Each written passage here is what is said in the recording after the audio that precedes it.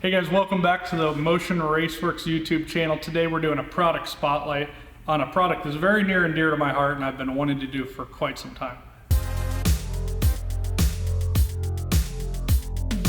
So today we're talking about wastegates, and more importantly, wastegate durability. Now this is actually probably one of the Achilles heels of a turbo system. As you know, I've raced a lot of turbo cars over the years and I've built a lot of them over the years. And there's two things that have always been true. One is it's kind of difficult to fabricate and build turbo wastegate merges. And the second is, how do you create a durable turbo wastegate merge system that not only flows well, but will handle all of the heat cycles and all the hard stuff that you put a wastegate through without cracking and breaking and making you lose a race in the final round or in qualifying, or just in general in a place where you don't have a welder and ability to fix it. This product is something that we've been wanting to do for 4 or 5 years, but the engineering team at Motion grabbed this thing early this year and basically said, we're gonna do this and we're gonna make it in the USA. Our goal with this product was to not make a product that kind of cornered you in any way, shape, or form, and was flexible not only for the fabrication, but the style of build you're doing. So what we have is this 2.5 inch and 3 inch style high flow merge. It is a cast in the USA piece that is made from 316 weldable stainless steel, and that makes it a perfect fit for your turbo system as far as mounting and fabrication of wastegates and creating a system that's extremely strong. If you look at this thing from the bottom side, it's basically designed as a saddle. One of the downfalls of traditional turbo wastegate placement and fabrication is that you're basically taking a thin piece of 65 watt or thinner, typically, tubing and trying to connect it to another piece of tubing that's about the same wall thickness. In doing so, you're shaping and thinning out and contouring metal and creating a weak joint, basically, which is essentially a T-joint. As far as welding goes, it's not very strong. You have a lot of opportunities for cracking, as we see all the time. You can see in some of these pictures, cracked wastegates have lost so many races over the years and caused so much frustration. It's just something that we wanted to do away with. So the design of these style high flow wastegate merges is a saddle. Basically, you're laying this piece over a pipe and you're welding on the outside edges, which are an extreme overlap compared to what you would traditionally be fabricating with. That gives you a lap weld that's not only stronger, but allows you to really contour the inside shape. And one of the byproducts or neat things that we weren't completely trying to do but ended up doing is creating an opening that is larger than if you were to just use this piece of piping. There's significantly more square inches in this opening versus this opening, which means that your wastegate is going to have more of a priority flow. One of the other things that's frustrating about a wastegate build is that if you don't do it correctly, your wastegates don't operate. You have boost creep issues, you have overboost, all kinds of stuff.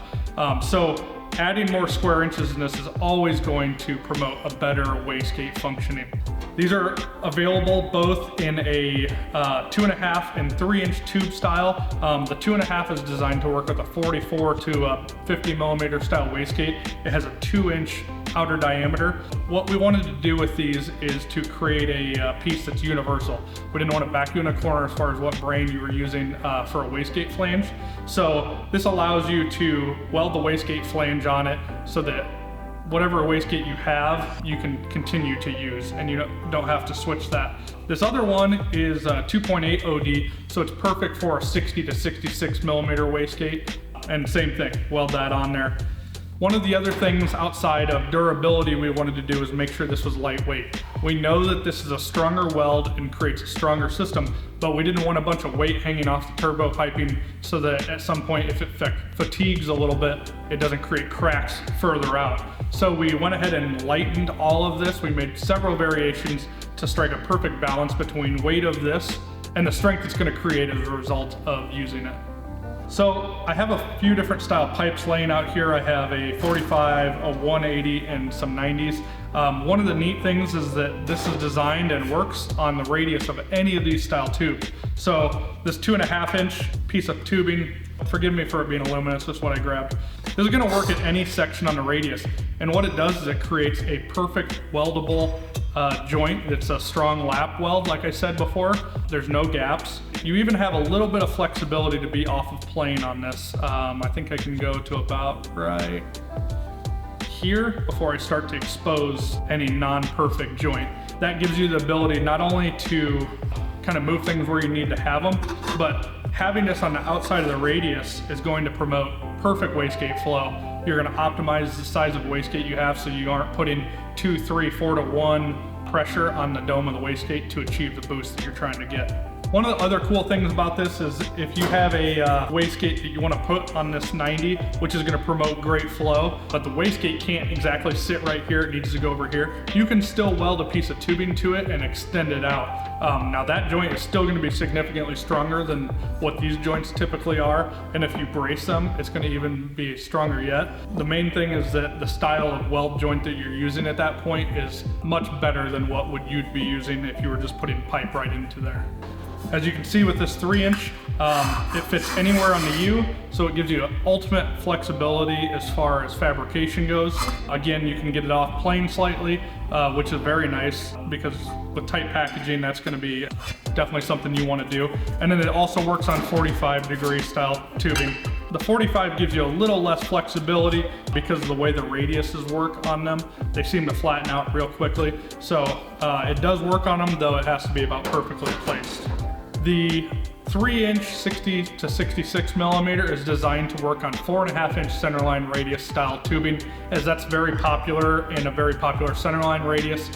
We wanted to build them around something, again, that you could use and was commonly available. The 2.5-inch tubing, the 44 to 50 wastegate merge, is designed to be used on 4-inch centerline, 2.5-inch OD pipe. We've been testing these in the field, and one of the really nice things is that if you have an existing turbo system, you can just lop this flange off and put this right back over it because, as I mentioned before, it's oversized, so the hole that it's going to be covering up is going to be smaller than what you're putting over it. So if you already have a turbo system and you have concerns or just want to prevent cracking and breaking in the future, you can lay this over. One caveat that I did want to mention is that even though this is stronger, it still requires you to have care and quality in your weld style. If you undercut a weld, you still have a potential to cracking, just like anywhere else in the turbo system. You see those on flanges, on joints and stuff all over the place. So while this is a huge strength adder, make sure that you're appropriately welding and using the processes to create a strong weld to make sure that it does retain that durability.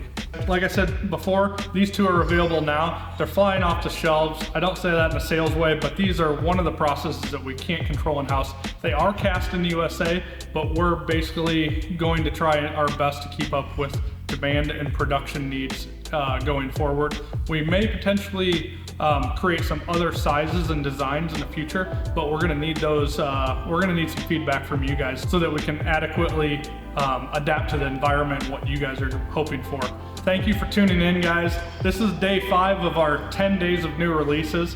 Whether you're watching this in the future or now, just know that our engineering team is working diligently and extremely hard to bring a ton of new products to the market, but we can't do it without feedback from you guys and hearing what you want as well. So drop those in the comments below. We'll see you next time. Thanks for tuning in.